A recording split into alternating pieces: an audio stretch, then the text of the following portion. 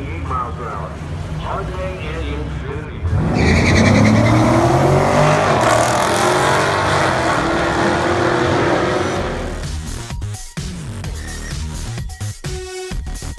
What is up, YouTube? How's it going? Hope you guys are having a wonderful day. Just want to update you guys on where I'm at right now. Why I haven't been posting the videos lately. It's pretty much, you know, to cut to the chase. The motor failed on me. Cylinder 7 failed. The piston broke. Broke off. Bent the push rod, bent the exhaust valve, and had to pull off the motor. Ripped apart, and right now it's at a shop. I'm going with the full rebuild, so it should be good. And since I have the motor out, I'll be replacing, you know, other things that'll make it easy to replace since I have the motor out. And yeah, but so far it's, you know, it's been a pretty slow process.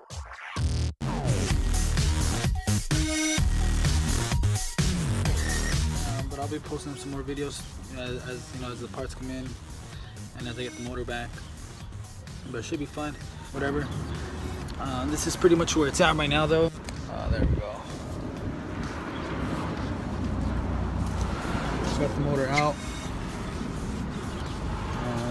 Pretty much cleaned as much as I could. It was pretty dirty, as you know, as most people don't clean the bottom of their engine, you know.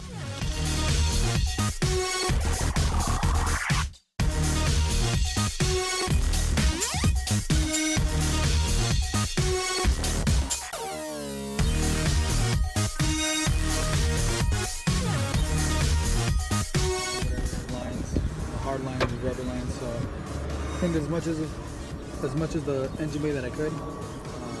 It's a big difference now. You guys might not be able to tell on the video, but a huge difference though. There's a lot of parts that I didn't know were silver now. Before they were just all black, you know, dirty and everything. But pretty much had to pull out everything. So these are some of the parts that I had to remove in order to take out the motor. At the same time, since they're out, I cleaned them up. There was a passenger side header, I never removed the starter. I took out the water pump as well. I took out the mid pipe that connected to the passenger side. The power cylinder reservoir to clean it off as well. Took out the intake manifold. It was real dusty, real dirty before, so it's cleaned off. And then the radiator, of course. So that's pretty much it for now. But I did clean up the parts. And you might as well, since you have all the parts out.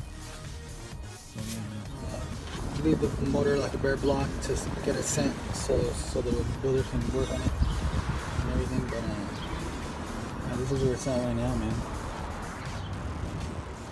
That was pretty easy, pretty straightforward. The LS motors are pretty easy to work with, and on the GTO there's lots of space to work with. I know on F bodies, they're more tucked in towards the back of the firewall, which makes it a little difficult to work on. But this one was pretty easy, not too bad. So should be getting the motor back pretty soon, within the next maybe 2 weeks, more or less. So I'll be posting some more videos on that. So yeah, man. Hope you guys like the video, the content. I'll be posting more as I get the parts, like I said before, as I get the motor back. And just in case you guys were wondering, or if you're not sure, it's for my 2006 Pontiac GTO automatic, as you can tell because of the torque converter. So yeah, hope you guys like the content. If you guys like the video, throw a thumbs up. If no, throw a thumbs down. If you guys have any questions. And as always, don't forget to subscribe to your boy's channel to show the love, support. Hope you guys have a great day. Peace.